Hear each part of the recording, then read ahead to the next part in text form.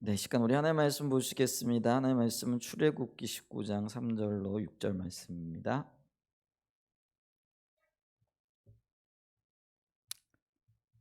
제가 봉독하겠습니다. 모세가 하나님 앞에 올라가니 여호와께서 산에서 그를 불러 말씀하시되 너는 이같이 야곱의 집에 말하고 이스라엘 자손들에게 말하라. 내가 애굽 사람에게 어떻게 행하였음과 내가 어떻게 독수리 날개로 너희를 업어 내게로 인도하였음을 너희가 보았느니라. 세계가 다 내게 속하였나니 너희가 내 말을 잘 듣고 내 언약을 지키면 너희는 모든 민족 중에서 내 소유가 되겠고 너희가 내게 대하여 제사장 나라가 되며 거룩한 백성이 되리라. 너는 이 말을 이스라엘 자손에게 전할지니라. 아멘. 네, 우리 추수감사절 예배를 드리고 있는데요. 오늘 주께서 행하신 일들로 인하여 감사하라라는 주제를 가지고 좀 말씀을 나누기를 이렇게 원합니다. 먼저 우리가 이렇게 절기를 매년 이렇게 지키죠. 뭐 부활절을 지키기도 하고 성탄절을 지키기도 하고 이 가을에는 또 추수감사주일로 절기를 이렇게 지키는데요. 하나님께서 이 절기를 지키라고 말씀하시고 명령하셨죠. 그래서 우리가 이 성경적인 관점에서 절기를 지키는 이유, 목적을 좀 이렇게 보게 되어지면은요. 우선 하나님께서 행하시는 일들 그리고 우리 가운데 베푸신 은혜들을 기억하는 거죠. 그러면서 그 하나님께서 행하신 그 일들로 인하여 또한 감사하면서 우리 신앙을 새롭게 돌아보죠. 그러면서 어떻게 하면 우리가 더 이런 계기들을 통해서 하나님 중심적인 신앙, 하나님 중심적인 신앙으로 세워질 수 있을까를 고민하고 또 하나님의 은혜를 구하는 의미에서 절기를 지키는 거죠. 그러면서 이 절기를 지킬 때마다 우리는 무엇보다도 감사함으로 주님 앞에 나오죠. 근데 이제 주님께 감사한다라고 얘기했을 때는 이 감사의 두 가지 요소가 있는데 첫 번째는 기억하는 거고 두 번째는 기대하는 거라 이렇게 말씀을 드렸죠. 이게 기억한다라는 거는 주님께서 오늘까지 우리 가운데 행하신 그 놀라운 일들 또 베푸신 은혜 이런 것들을 기억합니다. 우리는 어떤 면에서 보면은요 참 잘 잊어버려요. 주님께서 내게 얼마나 놀라운 은혜를 베푸셨고 또 귀한 하나님의 역사들을 우리의 삶에 더하셨는가 이런 것들을 뭐 순간순간 느끼기도 하고 뭐 그때마다 감사를 표현하기도 하지만은 그냥 며칠 지나면 금방 잊어버리죠. 그래서 이렇게 그걸 상기하거나 기억하려고 이렇게 우리의 그 기억을 새롭게 이렇게 뭐랄까요? 이렇게 돌아보기 전까지는 까마득하게 잊어버리고 지내는 것들이 굉장히 많아요. 근데 이런 절기들을 통해서 혹은 감사를 드리면서 주님께서 내게 이런 일들을 행하셨구나 하는 것들을 좀 상기해보고 또 기억해보고 이렇게 돌아볼 필요가 있다라는 거죠. 이제 그러면서 그것이 계기가 되어져서 이렇게 나를 인도하신 하나님께서 이후로도 혹은 이것보다도 훨씬 더 아름답게 그래서 우리 생애의 가장 좋은 날은 아직 이르지 않았다라는 거죠. 왜냐하면 주님이 살아계시고 주님이 우리와 함께 하시기 때문에 그래요. 그래서 우리 생애의 가장 좋은 일들을 하나님께서 우리에게 주실 것이다라는 기대감을 이 행하신 그 일을 토대로 갖게 되어지는 거죠. 그래서 이 감사와 관련되어져서 기억하는 것, 기대감을 가지는 것 이것이 굉장히 중요한 요소가 되어지는 거죠. 자, 그러면서 우리는 오늘 추수감사절을 맞이하여 그러면 추수와 관련되어져서 혹은 감사와 관련되어져서 이게 따로 별개인 것 같지만 또 하나일 수도 있고 어떻게 따져보면 또 추수감사가 또 별개의 일이 되어질 수도 있는 거죠. 근데 이런 영역에 있어서 우리가 뭘 기억해야 될 것인가 그리고 어떻게 하나님 앞에 우리의 삶을 돌이켜야 될 것인가 그리고 새로운 결단을 해야 될 것인가 이 부분들을 좀 보기를 원하는데요. 먼저 우리는 하나님이 어떤 분이시고 또 어떻게 우리에게 일하고 계신가 이 부분을 좀 돌아보고 기억해야 될 필요가 있는데요. 첫 번째로 우리 하나님은 유일하신 참 하나님이시다라는 것을 기억을 해야 되죠. 그리고 유일하시다라는 것은 다른 말로 얘기하면 하나님 그분만을 섬겨야 된다라는 것을 포함하고 있다. 요거를 기억할 필요가 있다라는 거죠. 성경을 이렇게 보면은요, 그 신을 인식하는 여러 가지 어떤 방법론이라 그럴까요? 그리고 인식이라 그럴까요? 이런 것들이 있어요. 특별히 고대 근동에 보게 되어지면 어떤 신론이 이렇게 있느냐면은 다신론적인 그런 신앙관을 가지고 있는 민족들, 개인들이 있었고요. 한편으로는 일신교적인 어떤 신앙관을 가지고 있는 민족들, 또 나라들, 개인이 있었고, 또 그 드물긴 하지만은 특별히 우리 이스라엘 민족 같이 유일신관을 가지고 있는 민족이 있었고, 또 나라가 있었고, 개인이 있었다라는 거죠. 이 다신교라는 거는요, 여러 신이 있다고 믿고 그들을 섬기는 종교라 이렇게 얘기할 수 있죠. 그래서 신들 중에는 뭐 이렇게 힘 있는 신이 있고 좀 힘 없는 신이 있고, 그걸 상위 신 혹은 하위 신 이렇게 얘기를 하죠. 그래서 이들은 신들끼리 서로 전쟁도 벌려요. 그래서 우리가 이 로마 신화 뭐 이런 거 보고, 혹은 또 뭐 그 우리 뭐 로마 신화에 보면 제우스 신도 나오고, 또 뭐 여러 가지 신의 이야기들이 나오죠. 근데 그 시들이 서로 질투하고 싸우고 전쟁도 하고 막 괴략도 꾸미고 막 이런 일들이 이렇게 나오잖아요. 그래서 이런 신들끼리 서로 갈등하고 전쟁도 벌이고, 또 어떤 의미에서는 스스로가 여러 신들이 있다라는 걸 인정하고 살아가기 때문에, 이런 어떤 신관을 가지고 있는 나라 또 민족들에게는요, 그 신들 때문에 갈등한다든지 혹은 뭐 신을 섬기는 문제에 있어서 뭐 어떤 면에서 우상 숭배라든지 이런 말을 할 수가 없겠죠. 그래서 이런 어떤 신관을 가지고 있는 세계에서는요, 모든 것들을 과종합니다. 너는 그 신 더 좋아하냐? 나는 이 신을 더 좋아해. 뭐 예를 들면 나는 제우스 신을 더 좋아해. 나는 헤라를 더 좋아해. 뭐 나는 뭐 그 아테미를 아테 아프로테스 뭐 아프로테스인가요? 그 이런 그런 신을 더 좋아해. 뭐 미의 여신 뭐 아프로디테스 뭐 이런 신을 더 좋아해 하고, 자기가 선호하는 신들을 뭐 섬기면 돼요. 그러면 서로 평화롭다라고 이렇게 생각을 하고 있는 거죠. 그래서 어떤 면에서 보면은요, 뭐 다른 신을 섬긴다고 욕먹을 필요도 없고, 뭐 우상 숭배자라고 비난받을 이유도 전혀 없는 그런 사회죠. 한편으로는 일신교가 있어요. 일신교는요, 다신교처럼 여러 신의 존재를 인정해요. 신이 많다라고 생각을 하는 거죠. 그런데 그 중에서 우리나라는, 우리 민족은, 우리 가정은 한 신만을 섬기기로 결정했어. 이게 이제 일신교라 이라고 할 수 있죠. 예를 들면 성경에 나오는 이 모압이라는 족속은요, 우리는 그모스라는 신을 섬기기로 결정을 했어. 그러니까 그 나라의 주된 신이 그모스가 되어지는 거예요.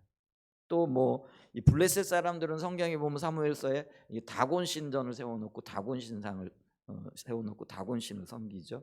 그래서 우리 민족은 우리 다곤 신을 섬기기로 선택을 했어.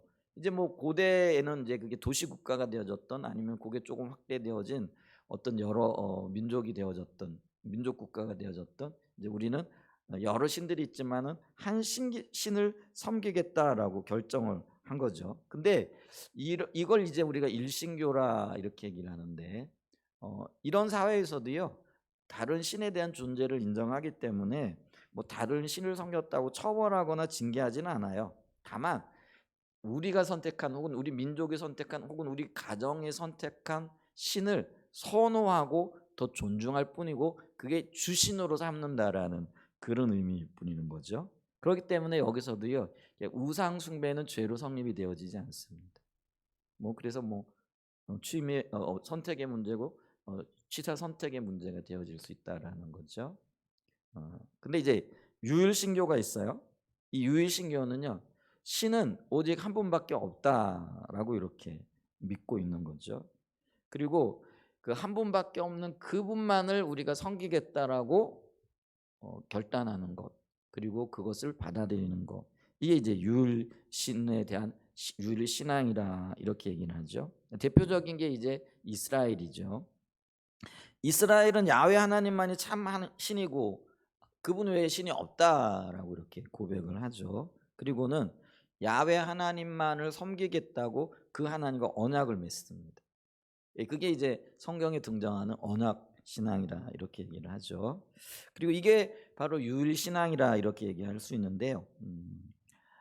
여기서 중요한 게 뭐냐면은 그 민족이나 그 가족, 그 집단이 하나님만이 참신이고 우리는 그 하나님만을 참 신으로 섬기겠다고 믿겠다고 고백하고 언약을 맺었기 때문에 여기 이제 뭐가 이 다신교와 일신교 다른 게 있는데 그게 뭐냐면요.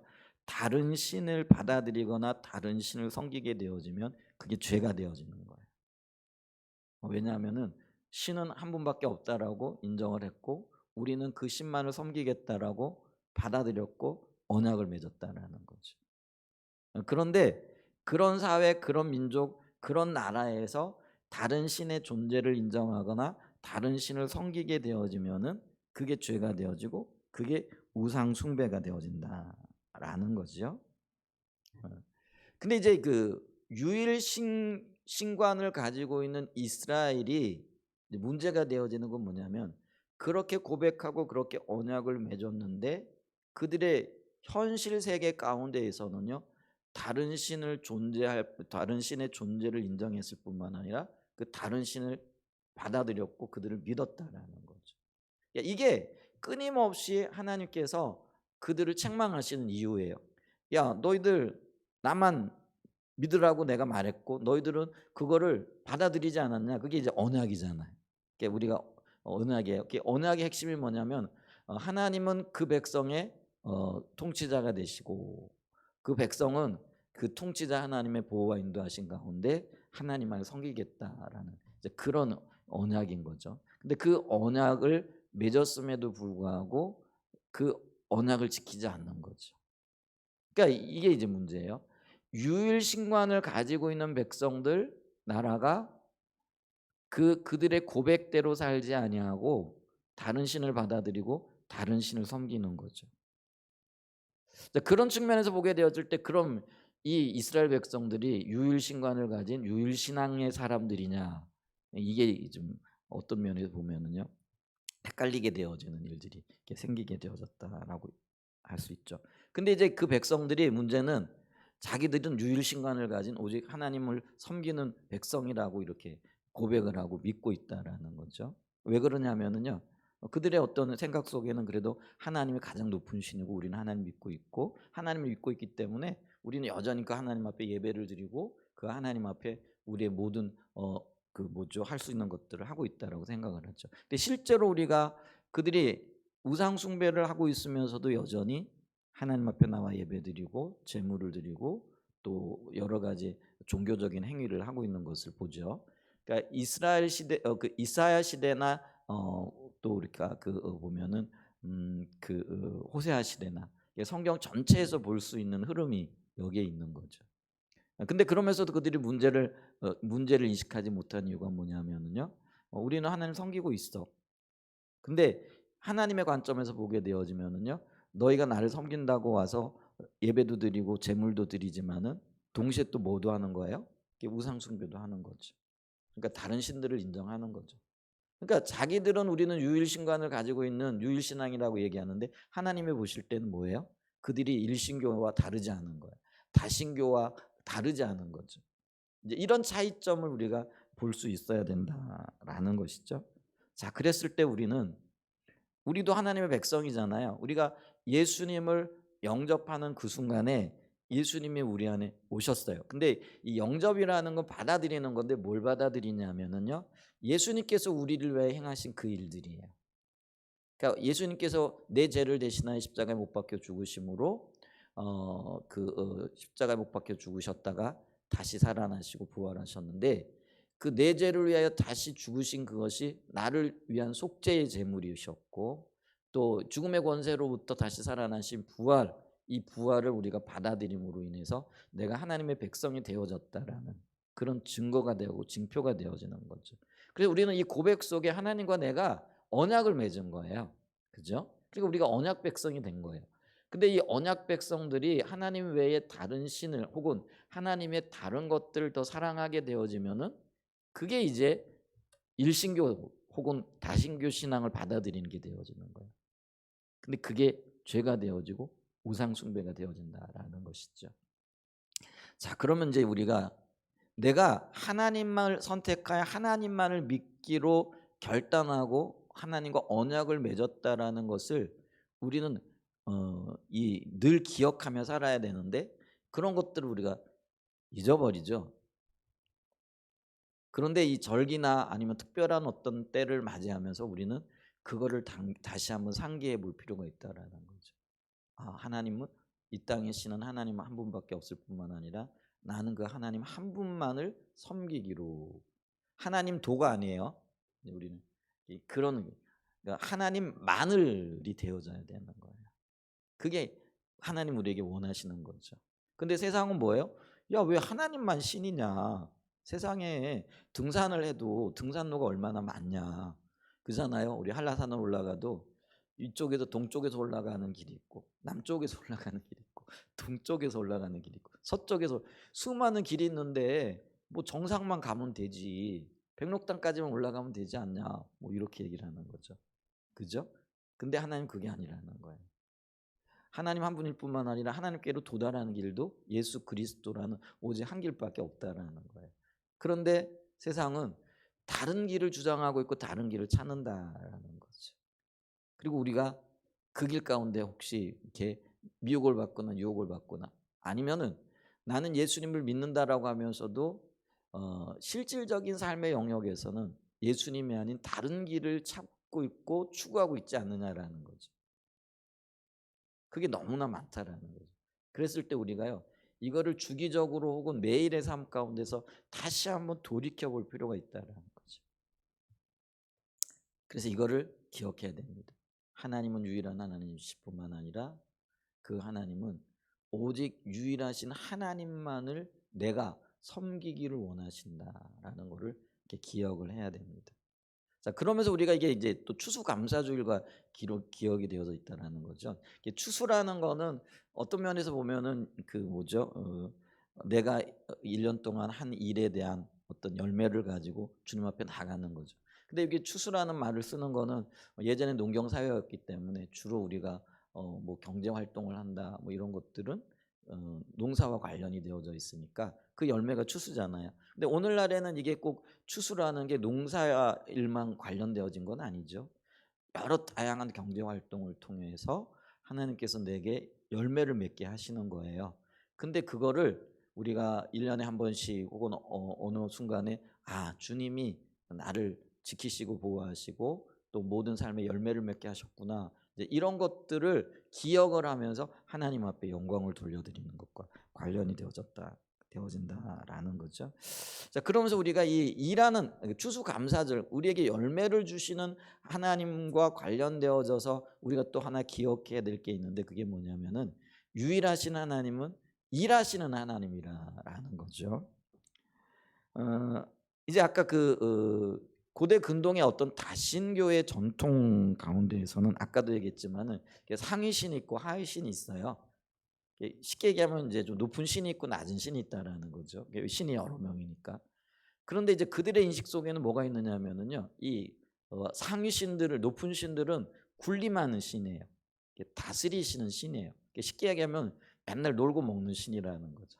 반면에 근데 하위 신은 뭐냐면요, 이 높은 신들을 위한 봉사하는 일을 하는, 그래서 허드렛 일을 하는, 쉽게 얘기하면 노동하는 일하는 신들이라는 거죠. 근데 이런 신과의 밑바탕 속에는 뭐냐면은 일은 천한 거고 그리고 일은 어떤 그 지위가 있거나 높임을 받는 사람은 하는 게 아니고 보잘것없는 사람이나 하는 일이라는 그런 인식이 깔려져 있다라는 거죠.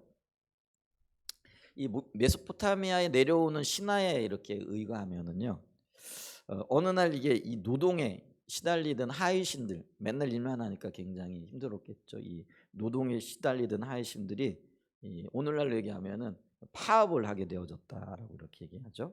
그 이유는 뭐냐면 우리도 명목상 신인데, 그쵸? 하이신도 신이잖아요. 신인데 날마다 일만 하니까 더 이상 힘들어가지고 못해 먹겠다라는 거죠. 그러니까 우리 일 안 한다 하고는 그냥 뒤로 물러나 버린 거죠. 어 이제 이런 그 하이신들의 하소연과 반항을 이렇게 들어보니까요, 이 상류신들이 조금 미안해진 마음이 들죠. 그래가지고 미안하기도 하고 너무 일만 시켜 먹은 것 같기도 해가지고 그들이 모여가지고 의논을 했답니다. 그래가지고 어떤 의논을 했냐면은, 그러면 이 하의 신들의 노동을 전담할 새로운 존재를 창조했어요. 근데 그 존재가 누구냐면 바로 인간이라는 거예요. 그럼 이런 관점을 가지고 보면은 인간은 누구를 위한 존재인 거예요? 신을 위한 존재고, 신의 어떤 하수인으로서 그 신들을 섬기는 역할, 그리고 신이 하지 않은 어떤 일들을 감당하는 존재로 이렇게 지어졌다라는 거죠. 그죠? 그렇게 해서 인간을 만들었다라는 거. 이제 그런 이해를 가지고 있게 되어지면 아까도 얘기했듯이요. 그들의 가치관 속에 이게 그 다신교적인 세계관을 가지고 있는 사람들의 세계관이기도 한 거예요. 왜냐하면 이런 신관 속에는 그들이 스스로 신을 창조해내거든요. 신을 만들어내거든요. 이제 그런 어떤 가죠. 그렇기 때문에 그들은 노동은 천한 것이고, 어, 신분이 낮은 경우에는 대접받을 필요 없다. 대접해 줄 이유도 없다. 그들은 그냥 다스리고 통치하고 높은 사람들을 위한 어떤 일을 감당하기만 된다라는 그런 세계관이 이 신학 가운데 담겨져 있다라는 거죠.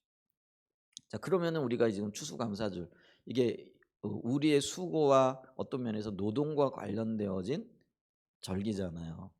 자, 그랬을 때 만약에 이런 세계관을 가지게 되면은 우리가 일하는 게 즐겁겠어요? 아니면은 지겹고, 아니면 일을 그만 때려쳐야지 하는 그런 생각을 가지게끔 되어져 있나라는 거죠. 그런 생각이 들겠죠. 근데 성경적인 세계관 혹은 성경적인 일, 전혀 그런 개념이나 그런 관점이 아니라는 거예요. 우선 우리가요, 이 성경을 보게 되어지면 하나님은 일하시는 하나님으로 등장을 합니다. 근데 이게 굉장히 놀라운 개념이에요. 그래서 우리가 이 성경을 보면은요, 이게 하나님 일하시는 하나님, 쉽게 얘기하면 노동하시는 하나님이에요. 그분은 진흙을 빚어 가지고요, 동물들을 만들기도 하시고요, 사람을 만들기도 하시는 분이라는 거죠. 그 다음에 6일 동안 천지를 창조하시는데 그게 하나님의 일이었다, 이렇게 표현하고 있다라는 거죠.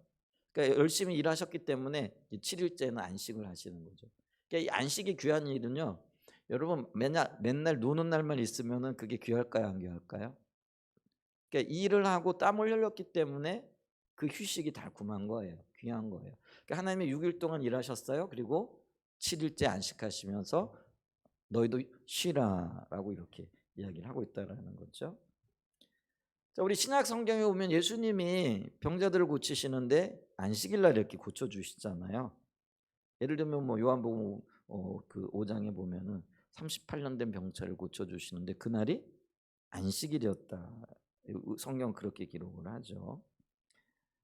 그렇게 이제 이 유대 지도자들, 바리새인들과 지도자들이 볼 때는 이 안식일 날 일한다고 굉장히 난리를 치죠. 그때 예수님께서 뭐라고 말씀하시느냐면 아버지께서 일하시니 나도 일한다, 이렇게 표현해요. 그래서 이 예수님도요, 하나님을 인식할 때, 아버지 하나님을 보실 때, 인식하실 때 우리 하나님 아버지는 어떤 분이라는 거예요? 일하고 계신 분이라는 거예요. 근데 이 하나님은요, 우리를 창조하셨을 뿐만 아니라 우리를 보존하는, 그러니까 우주 만물을 창조하신 그 창조물을 지어놓고 내버려 두신 게 아니라요, 보존하시기 위하여 지금도 끊임없이 일하시고 계신 거예요. 예를 들면 이 집을 지었어요. 집 지어놓고 그냥 내버려 두면은요, 그 집이 유지될까요, 안 유지될까요? 아니에요. 그 집이 깨끗하고 튼튼하기 위해서는요, 끊임없이 돌봐야 돼. 그 일을 지금도 하고 계시다라는 거예요. 그러니까 우리 예수님은 하나님을 향하여 아버지가 일하고 계셔, 그러니까 나도 일하는 거 당연한 거야. 그리고 이 안식일에 대한 개념은 다른 어떤, 그게 이제 우리가 요한복음 5장 17절에 보면 기록이 되어져 있죠. 그러니까 이 노동은요, 일하는 거는요, 굉장히 귀해요. 그리고 하나님께서도 귀하게 여기고 계신다는 거죠. 그래서 우리는 노동을 통해서 우리를 성찰할 수 있고요, 그리고 다른 사람들을 도울 수 있어요. 그러면서 이 하나님의 일을 동시에 수행해 나갈 수 있다라는 거죠. 요즘 우리가 일터 신학을 배우고 있잖아요. 이제 이런 어떤 신앙의 어떤 토대가요, 일터 신학에 굉장히 중요한 근거들이 되어진다라는 거죠. 근데 굉장히 중요한 게 있는데 뭐냐면요, 히브리어로 이 노동한다라는 이 단어가 아바드라는 단어예요. 아바드. 근데 이 아바드라는 단어는요, 동시에 어떤 의미가 있느냐면요. 예배하다라는, 그러니까 일하다라는, 노동하다라는 그런 뜻도 있는데요. 다른 뜻 중에 하나는 뭐냐면 예배한다라는 그런 의미가 있다라는 거죠. 그래서 이 고대 근동의 일반적인 종교관으로 봤을 때는 노동과 예배 현장이 분리되어져 있어요. 전혀 상관없는 거죠. 예배하는 건 귀한 거예요. 근데 노동하는 거는 피하고 싶은 일이 되어지는 거잖아요. 그게 이제 일반적인 세계관이고 가치관이라는 거예요. 근데 성경적인 가치관과 유일신교를 우리가 받아들이고 그 하나님의 전통 가운데 있는 우리들에게 있어서는요. 노동의 현장이 곧 하나님을 예배하는 자리가 되어진다라는 거예요. 그러니까 이 노동과 예배가 분리되어지지 않는다라는 거예요. 우리는 노동하면서 그 노동이 하나님을 높이는 거고 하나님의 사람들을 돕는 그런 일들을 감당하게 되어진다라는 거죠. 그래서 우리는 일상의 자리가 하나님을 예배하는 거예요. 그러니까 여러분 보십시오. 우리가 이 추수의 열매를 거두기까지 우리가 애쓰고 힘쓰고 노력하고 일했잖아요. 그죠? 근데 이 일이 감사절 날 모여가지고 주님 우리에게 이런 열매를 거두게 하셨습니다 하고 하나님 앞에 영광 돌리는 그때만 이게 가능한 게 아니고요. 우리의 삶의 자리, 노동의 자리, 일하는 그 모든 자리가 하나님이 함께 하시는 자리고 그곳이 예배의 자리고 하나님의 은혜를 붓고 계신 자리가 되어진다는 거예요. 아멘. 그래서 우리가요 이거를 기억해야 된다라는 거예요. 그러니까 하나님이 우리의 삶의 모든 자리, 내가 일하는 그 순간, 또 어떤 면에서는 그 일에 눌리고 고통스럽고, 때로는 우리 그런 고백도 하잖아. 일하면서 이거는 먹고 살기 위해 가지고 일해야 되나, 뭐 이렇게 좀 한탄스럽기도 하고, 이게 또 좀 뭐라 그럴까 이제 고통스럽기도 하고, 이제 그 순간들도 있었을 거예요. 근데 그 모든 순간에 하나님이 함께 하시고 귀하게 여기시고, 그리고 이런 어떤 가치관과 이런 어떤 신앙의 개념을 가지고 보면은요, 이 땅에는 천하고 귀한 일이 따로 있는 게 아니에요. 모든 일이 귀한 거예요. 모든 일이 하나님께 하시는. 이 모든 일이라고 했을 때 예를 들면 악한 일을 도모하는 거, 악한 일을 행하는 거 이거는 빠지는 거예요. 이게 하나님의 어떤 습성과는 이렇게 분리가 되어지는 것들이기 때문에 그렇다라는 거죠. 그렇기 때문에 우리가 그거를 기억을 해야 된다라는 거예요. 그래서 우리가 이 추수감사주를 맞이하면서 우리의 유일한 참 하나님 되신 그 하나님께서 우리의 삶의 모든 현장 가운데 우리가 일하는 그 모든 순간 가운데 우리와 함께 하셨고 또 우리에게 은혜로 함께 하시고 우리에게 열매 맺을 수 있도록 여기까지 인도하셨다라는 거예요. 그렇게 하나님이 우리의 일을 소중히 여기고 귀하게 여기고 계신다라는 것들을 기억해야 할 필요가 있다라는 것이죠. 아멘. 그러면서 우리가 또 한 가지 기억해야 될 게 있는데 그게 뭐냐면은 왜 이게 삶의 현장에서 주님과 동행하는 삶을 살아야 되냐면은요. 하나님은요 고대 근동의 신학과 일신교를 믿고 다신교를 믿는 그리고 그들이 그 추앙하는 신과는 다른 분이라는 게 뭐냐면은요. 우리 하나님은요. 우리가 이렇게 감사주일날 모여가지고 예배를 드릴 때에 그 예배를 드리면서 가지고 오는 제물, 이게 예물이죠. 뭐 지금 얘기하면 뭐 추수감사주를 맞이했으니까 감사 예물을 우리가 드리잖아요. 이 추수감사 예물보다도 그 예물을 드리는 예배자를 더 소중하게 보시고 그걸 받으신다라는 거예요. 자, 예를 들면은 하나님이 어, 가인과 아벨이 하나님 앞에 어, 동시에 예물을 드리잖아요. 근데 하나님께서 그 제물을 드릴 때 이 아인의 제물을 받으시고 가인의 제물을 안 받으셨어요. 근데 이 제물을 받으시기 전에 우리가 성경을 좀 자세히 읽어보면 뭐냐면은 아벨을 받고 아벨이 드린 제물을 받았다 이렇게 얘기를 해요. 그건 뭐냐면은요. 제물 이전에 하나님은 뭘 보셨다라는 거예요? 아벨의 삶을 보셨고 아까 얘기했잖아요. 그의 삶의 현장에서 어떤 삶을 살아왔고 어떻게 주님을 인식하고 삶이 예배가 되어졌는가 이걸 먼저 보셨다라는 그런 얘기.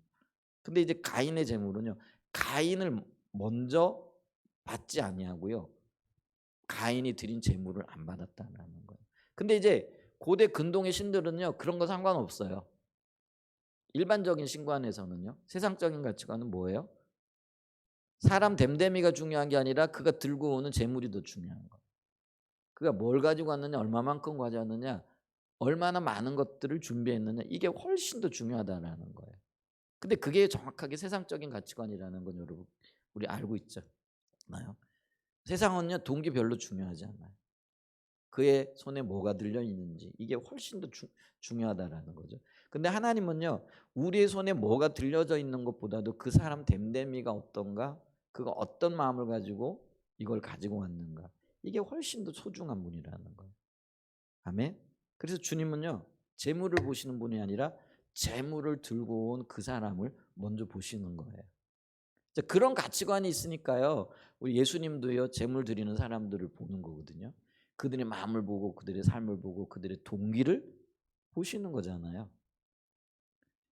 그렇기 때문에 우리가요 이 추수감사절에 그 일하는 것과 관련되어져서 우리의 삶의 영역에 있어서 삶이 예배가 되어져야 된다라는 것을 기억할, 그게 우리가 감사절을 맞이하면서 굉장히 중요한 이슈가 되어진다라는 거예요. 그냥 감사절이니까 우리 나와가지고 찬양하고 뭐 예물 드리고 뭐 즐거워하고 이게 이것도 소중하죠. 왜냐하면 축제니까요. 절기는 축제의 의미가 있어요. 즐기고 함께 기뻐하고 나누고 돌보고 하는 이런 것들이 당연히 필요하죠. 이 축제에는 그게 있죠. 근데 이 축제 이전의 축제, 그러니까 주님과의 매일의 삶에서 관계 가운데 이게 축제가 되어져야 된다라는 거예요. 그러니까 삶이 예배가 되어져야 된다라는 거예요. 이게 전제가 되어졌을 때에 이 절기의 축제가 진정한 축제가 되어질 수 있다라는 것이죠. 이거를 우리가 늘 기억하는 그런 은혜가 있으시기를 예수님의 이름으로 간절히 축복하고 축원드립니다. 자, 그러면서 우리가요 또 하나 생각해 봐야 될 것이 있는데 그게 뭐냐면 이 하나님께서 우리를 어떻게 인도하셨는가라는 거죠. 그거는 어떤 면에서 보면은 우리를 하나님의 자녀로 인도해 오셨는데 어떤 방법, 어떤 수단들을 통해서 이끌어 오셨는가, 이제 그거를 보기를 원한다라는 거예요. 자, 오늘 우리가 하나님께서 그 백성들을 자기 백성으로 삼으시기 위하여 애굽에서 건져내시는데 그 애굽에서 건져내실 때 그 장면을 출애굽기 19장 4절에 보면은요 이렇게 얘기를 해요. 내가 애굽 사람에게 어떻게 행하였음과 내가 어떻게 독수리 날개로 너희를 업어 내게로 인도하였음을 너희가 보았다, 이렇게 얘기를 하죠. 그러니까 독수리 날개로 너희를 업어 내게로 인도하였는데 그 수단과 방법이 뭐냐라는 거죠. 어떻게 인도하였느냐라고 했을 때 그 어떻게 해당되어지는 게 애굽에서 행했던 10가지 재앙이라는 거죠. 그러니까 열이라는 숫자는 완전수인데요. 물론 10번의 재앙이 내렸다는 의미도 있지만은 하나님이 동원할 수 있는 모든 수단과 방법을 동원하여 그 백성들을 하나님께로 이끌었다라는 거예요. 구원하셨다라는 거예요. 그리고 그 구원의 의미 가운데는 하나님의 보호와 인도하심이 있다라는 것이죠. 그러면서 아까 제가 이게 절기를 맞이하면서 감사로 나올 때에 하나님께서 내게 어떤 역사를 해주셨는가 이걸 기억해야 되는데, 특별히 구원의 놀라운 은혜를 우리에게 베풀어 주셨는데 그 구원을 위하여 하나님이 내게 어떤 일을 행하셨느냐 이거예요. 그걸 돌아보고 그걸 아는 것이 굉장히 중요하죠. 근데 이 구약에 보면은 이스라엘 백성들을 애굽에서 건져내는 것을 하나님의 구원으로 이렇게 본다라는 거죠. 자, 그랬을 때 이 구원을 이루기 위해 하나님께서 애굽에서 10가지 재앙을 내리셨다라는 거죠. 근데 그 10가지 재앙을 좀 보면은요 우리가 이 하나님께서 진짜 다양한 수단과 방법들을 통해서 그 백성들을 보호하시고 인도하시고 이끄셔서 하나님께로 이끄셨다라는, 그 얘기는 오늘날 우리에게도요 하나님이 정말 다양한 수단과 방법, 하나님 하실 수 있는 모든 것들을 동원하여 우리를 보호하시고 지키시고 인도하시고 주께로 인도하고 계시다는 거예요. 아멘. 그래서 이걸 기억하고 이걸 우리가 보게 되어질 때에 우리가 어떻게 주님과 교제하며 또 주님을 향한 기대감을 놓지 않고 살아갈까를 또 살아갈 수 있을까가 보여진다라는 그런 의미가 되어진다라는 거죠. 자, 우리 애굽에 내려진 10가지 재앙을 보면은요 가장 먼저 피해 재앙이죠. 이 그 애굽의 경제 종교의 심장부라고 할 수 있는 나일강을 피로 물들인 사건이잖아요. 이 얘기는 뭐냐면은요. 하나님께 반하는 어떤 행동 또 반하는 어떤 그런 가치관을 가지고 있는 민족들은요. 결코 이렇게 죽음을 면치 못할 피는 죽음을 상징하잖아요. 그걸 이제 보여주고 계신 거고요. 두 번째 재앙이 개구리 재앙이에요. 이 개구리는요 풍요를 상징하는 개구리죠. 그래가지고 이 그 애굽 사람들은요 개구리를 신으로 섬겼대요. 그리고 인간의 몸에다가 개구리 얼굴 이게 형상을 만들죠. 그러니까 개구리 형상도 하나가 아니라 여러 형상을 새겨가지고요 그를 신으로 섬겼다 이렇게 얘기를 하죠. 근데 이 풍요를 상징하는 개구리를 오히려 고통의 도구가 되게 하심으로 우상을 증오하시는 하나님을 나타내 보여주신 거죠. 여러분 이제 이 개구리가 뭐 바로의 밥상까지 올라오는 거죠. 이게 얼마나 공포스럽겠어요. 여러분 밥 먹고 있는데 개구리가 툭 튀어나온다. 밥 뚜껑을 열었는데 개구리가 툭 튀어나온다 그러면 기겁하겠잖아요. 근데 이때까지 어떤 면에서는 이게 우리 풍요. 개구리 있잖아요. 여러분 알농구 보셨어요? 개구리 알 보셨어요? 어, 겨울에 있잖아요. 이렇게 호수 저기 그 또랑물에 가면은요. 이렇게 얇은 막이 쌓여진 개구리 알이요. 이렇게. 근데 그 개구리 알이 수백 개예요. 고게 부화가 되어지면요. 고기에서 수백 마리의 개구리가 나와요. 이게 젊은 세대들은 모르나? 우리 예전에 보면 그런 게 있었어요. 그죠? 어떤 사람도 그거 이렇게 해다가 끓여 먹기도 하고 고아 먹기도 하고 이러는 몸에 좋다고. 이따 밥 못 드시겠어요? 이제 그런 것도 해요. 몸에 좋다고. 근데 이제 그게 있잖아요. 한 마리 한 거기에서 수백 마리가 나오니까 사람들의 생각에 이게 얼마나 부유하고 풍성한 거예요. 그러니까 이 개구리를 부요의 신, 풍요의 신으로 섬겼다라는 거예요. 그런 또 의미가 있다라는 거예요. 근데 그게 아니라는 거예요. 오히려 그 개구리가 고통이 되게 하시는 거죠. 그 재앙을 내리시는 거죠. 세 번째 이예요. 이는요. 먼지를 이로 변하게 하신 거죠. 그래서 이 하나님을 반역한 인간이 당할 고통을 시사하는 거죠. 이는 해충이죠. 이것도 좀 그런가요? 우리 예전에요. 우리 어머님이 호롱불 켜놓고요. 제 옷 갖다가 이렇게 살피셨어요. 그럼요 있잖아요. 어디서 나왔는데 이가 있어요. 그러면 우리 어머님이 이를 이렇게 올려놓고요. 손톱으로. 그거 우리요 어렸을 때 다 있었던 일이에요. 여러분 그래서 이 잡기 해가지고 여기 머리에다가 옛날에 그 농약 같은 거 갖다 들이붓기도 하고 살충제 붓기도 했어요. 얼마나 심했든지. 그게 불과 50년 전 얘기예요. 우리나라에 있었던 일이고요. 제가 경험했던 얘기예요. 어렸을 때. 제가 초등학교 가기 전에. 그런 일들이 있었어요. 옷만 벗고 털면은요. 이가 후두둑 후두둑 떨어졌어요. 그게 우리의 삶이었거든요. 그래 진짜 이가 먼지보다도 많았어요. 그런데 이게 해충이잖아요. 이거를 통해 가지고요. 하나님이 그들을 징계하신 거. 인간의 고통. 인간이 하나님을 떠나게 되어지고 다른 신을 섬기게 되어질 때 이게 얼마나 고통스러운가 이걸 보여주셨다라는 거죠. 네 번째 재앙이 파리 재앙이에요. 애굽 전역에 파리 떼를 보내서 애굽 사람들만 고통스럽게 해요. 이 이때부터는요. 이 이스라엘이 살고 있었던 고센 땅과 애굽 땅 사람들이 분리가 되어져요. 그래서 이 고통이 애굽인들에게 이렇게 퍼지게 되어지는 것을 이렇게 보죠. 그래서 이거는 최후의 심판 때에 드러나게 되어질 악인과 의인의 극명한 결과를 보여주는 거예요.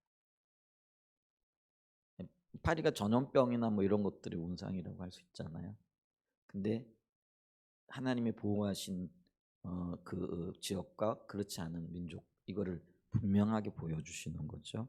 다섯 번째 장이 악질이죠. 애굽의 생축에 악질이 이 악질이 뭐 피부병일 수도 있고 악한 어떤 질병일 수도 있는데 정확하게는 뭔지를 잘 모르겠어요. 이게 애굽이 숭상하던 동물들이 그들에게 악질이 생겨서 죽죠. 근데 악질이 생겨도 그 악질을 해결할 만한 힘이 그들에게는 없어요. 그런데 애국 사람들이 대부분 뭘 섬겨요? 소를 섬기고 뭐 양을 섬기고 심지어 돼지도 섬기고. 그러니까 그들이 섬겼던 모든 것들이 동물들이에요. 근데 악질에 의하여 죽어가는데 자기 스스로를 지킬 만한 힘과 능력이 전혀 없는 그들을 우상 숭배하는 거예요. 예를 들면 뭐 소 뭐 이런 것들도 어떤 면에서는요. 어 뭐 어떤 강력한 힘을 상징하기도 하고요. 뭐 또 부를 상징하기도 하고요. 다산을 상징하기도 하고요. 돼지 같은 경우 돼지를 섬기는 이유가 뭐예요? 새끼를 쑥쑥쑥 잘 낳잖아요. 뭐 그러니까 이게 부의 상징이 되어지는 거예요. 그러니까 이들이 섬기는 거죠. 근데 하나님 그들을 징계하시고 심판하세요. 악질로 죽이세요. 그건 뭐예요? 너희들이 섬기는 거 별거 아니다. 이거를 이제 보여주고 계신 거죠. 독종을 말하세요. 여섯 번째. 통증과 열을 지닌 피부염과 같은 독종 재앙은 하나님과 그 백성들을 핍박하는 자들을 향한 엄중한 심판을 보여준다. 일곱 번째 재앙이 우박이에요. 각종 농작물과 사람, 생축의 생명을 위험하는 심한 우박의 재앙은 온 세상을 다스리는 분은 하나님을 보여준다. 요즘도 막 주먹 많은 우박이 떨어지면은요, 그 사람 정통으로 맞으면 죽죠. 자동차에 떨어지면은 자동차 지붕이 내려앉을 정도라고 이렇게 얘기를 하잖아요. 우박이 심하게 떨어지게 되어지면은. 메뚜기 재앙이죠. 여덟 번째. 애굽인의 생활을 마비시킬 정도의 심한 메뚜기 재앙은 하나님의 전능하심을 실방케 하고요. 아홉 번째 재앙이 흑암 재앙이죠. 애굽인들이 생명처럼 여기는 태양신의 허무와 실체를 만방에 드러내. 그래서 이 바로가 태양의 아들이라는 그런 의미가 있잖아요. 그러니까 애굽인들은 여러 신들을 섬겼는데 가장 뭐라고 힘 있는 신을 태양, 그래서 태양의 아들, 이게 바로예요. 태양신을 숭배했던 거죠. 근데 그 태양의 빛이 가려지는 거죠. 흑암에 의해 가지고. 그래서 이 태양신의 허무와 실체를 만방에 드러내는 동시에 하나님의 궁극적인 승리를 보여주는 상징적인 의미를 가지죠. 나중에 열 번째 재앙이 뭐예요? 그게 이제 유월절에 유래가 되어진 장자의 죽음이잖아요. 그리고 이 그 양의 피를 자운방 그 바른 지역. 그러니까 이제 그 집은 죽음의 사자가 넘어가는 거죠. 그래서 이게 유월이죠. 구원을 상징적으로 얘기를 하는 거죠. 그래서 하나님의 심판의 이중성을 보여줘요. 그러니까 한 지역은 심판받는데 한 지역은 구원받는 거죠. 오늘날 그게 예수 믿는 사람은 구원받는데 예수 안 믿는 사람은 심판받는 거예요. 그러니까 여호와의 날의 이중성이죠. 하나님이 다시 오시는 그날은요, 이중적인 의미를 가져요. 그러니까 주를 안 믿는 사람들은 멸망의 날이에요. 그러니까 주를 믿는 사람들에게는요, 희망과 구원의 날이 되어지는 거죠. 그걸 이제 보여주고 있다라는 거죠. 근데 이런 10가지 재앙을 내리시는 하나님의 목적이 뭐냐면은요. 가장 먼저는 종살이를 하고 있는 노예 생활을 하고 있는 자신의 백성들을 해방시키시는 거죠. 하나님께서 우리를 구원하시는 게 죄의 멍에 매여 있는 저와 여러분들을 건지시고자 하시는 하나님의 의도가 담겨져 있다라는 거죠. 그다음에 여호와께서 소위 애굽의 신이라고 하는 모든 우상들보다 더 강하고 유일하신 분일 뿐만 아니라 하나님이심을 애굽인들에게 보여주는, 세상에 보여주려고 하는 데 있다라는 거죠. 자, 여기서 굉장히 중요한 개념이 나와요. 그게 뭐냐면은 하나님이 우리를 구원하셨어요. 그리고 독수리의 날개를 업어 우리 하나님의 그께로 인도하심으로 하나님의 자녀되고 백성됨을 보여주시는데, 10가지 재앙, 그러니까 다양한 종류의 수단과 방법들을 동원하여서 그걸 보여주신다라는 거예요. 자, 그러면 그걸 보여주셨을 때 이거를 본 수많은 이방인들이 있고, 가장 먼저는 애굽인들이 그걸 봤겠죠. 그 다음에 이런 소식들이 열방 가운데 퍼져나가는 거죠. 그래서 우리가 여호수아에 보게 되어지면 라합이 그런 고백을 하잖아요. 라합은 애굽인이 아니잖아요. 여리고 땅 사람이잖아요. 근데 그가 뭐라고 하냐면, 우리가 여호와께서 애굽과 그리고 그 광야에서 행하신 그 일들을 듣고, 그리고 요단강을 가른 그 일들을 보고 우리의 간담이 뭐라 그래요? 서늘해졌다. 간이 작아질 정도로 하나님을 간접 경험을 하게 된 거죠. 여러분, 여기에 하나님의 의도가 있고 목적이 있어요. 그러니까 우리가 그걸 기억해야 되는데, 그게 뭐냐면 하나님은 우리를 전시 백성으로 삼기를 원하셨다라는 거예요. 여러분, 우리 저기 삼성전자나 이래 가면은 전시 제품들 있잖아요. 근데 우리가 그 전시 제품을 보고 진짜 제품을 우리가 갈망하는 거죠. 보는 거죠. 쉽게 얘기하면 선전하는 거 보고요. 그 그 선전에 우리가 끌려가지고 물건을 사잖아요. 그것처럼 하나님께서 그 하나님의 백성들을 이 수많은 수단과 방법들을 통해서 얼마나 놀랍게 인도하셨고 하나님께로 인도하셨는가를 그거를 이게 전시하는 거예요. 보여주는 거예요. 그래서 이 수많은 이방 민족들이 그걸 보고 주님을 사모하고 주님께로 돌이키려고 하시는 의도와 의중이 있다라는 거예요.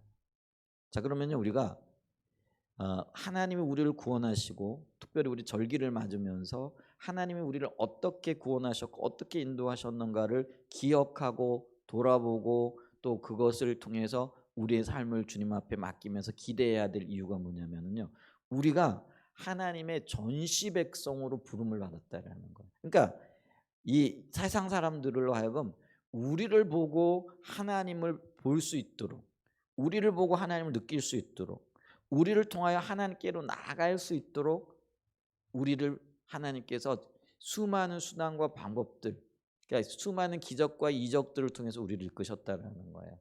여러분 우리가 이 애굽인들이 가나안 그 이스라엘 백성들이 애굽에서 건짐을 받은 이때 수많은 수단과 방법들이 그리고 수많은 기적과 이적들이 동원되어짐으로 구원의 역사가 있었듯이 사실은 저와 여러분들이 하나님의 그 은혜로 구원받은 것도요 수많은 수단과 방법도 혹은 수많은 기적과 표적들이 동원되어진 결과물이라는 거예요. 그걸 우리가 영적인 눈을 뜨고 또 오늘 이 절기를 이렇게 보면서 아 주님이 우리를 어떻게 인도하셨고 또 어떻게 우리를 붙잡으셨는가 이거를 기억하고 돌아보라는 거예요. 그리고 그 기억하고 돌아봄으로써 우리를 전시 백성으로 세우셔서 우리를 통하여 하나님께서 하나님의 놀라운 역사를 이루게 하실 것에 대한 우리의 어떤 기대감, 동역자의 삶, 또 하나님의 어떤 역사들 이런 것들을 바라보라는 거예요. 그게 우리가 감사절을 지키고 감사절을 통하여 하나님 앞에 우리의 그 마음을 드리고 새롭게 주님 앞에서 각오하고 결단해야 될 영역이 되어진다라는 것들을 기억해야 된다라는 거죠. 그래서 이 10가지 표적이 역사와 모든 피조물과 인류를 다스리시는 절대 주권적인 주인이 하나님이시라는 사실을 분명하게 나타내고 보여주었듯이 우리의 삶을 통한 하나님의 구원의 역사가 하나님의 되심을 나타낼 수 있는 전시 백성으로서의 삶으로 드려져야 되고 그렇게 열매 맺어야 된다라는 것을 말씀하고 있다라는 거예요.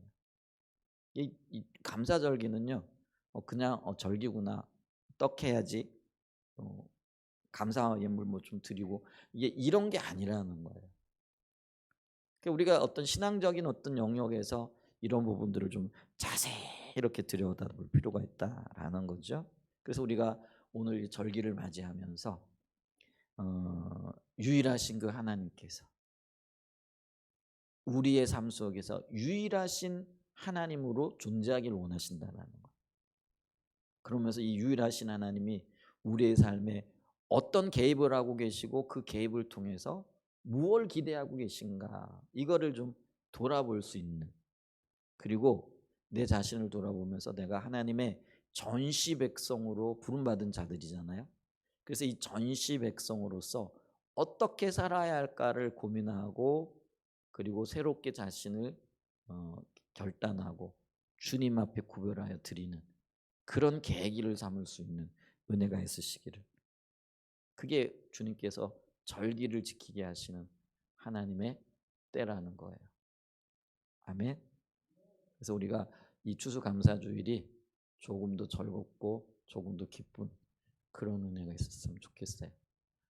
우리 저기 다음 세대들이 저 위에 서 있는데 예배 다 끝나고 지금 오네요. 오늘 한 새로운 친구가 왔어요. 중고등부 친구인데 하율이 잠깐 좀 일어나봐. 보이지는 않는데 이름이 하율이래요. 2층에 있어요. 그 절기에 여러 가지 말씀들을 나눴는데 하나님의 은혜와 서 있어 잠깐 우리 한번 좀 환영의 박수 칠 거야. 그 우리가 절기를 통해서 우리가 전시 백성으로 세워지고 다음 세대들을 믿음으로 잘 이끌고 그 디딤돌의 역할을 감당할 수 있는 그런 은혜가 있기를 소망해 봅니다. 그래서 어느 때보다도 의미 있는 그런 절기의 때가 되어질 수 있기를 간절히 사모해 봅니다. 우리 환영의 박수 한번 하죠. 본인이 교회 오고 싶다고 한번 데려다 달라고 그래. 데려왔다네. 네, 이제 앉아도 돼. 네, 주님의 은혜가 함께하는 그런 은혜가 있으시기를 예수님의 이름으로 간절히 축복하고 축원드립니다. 아멘.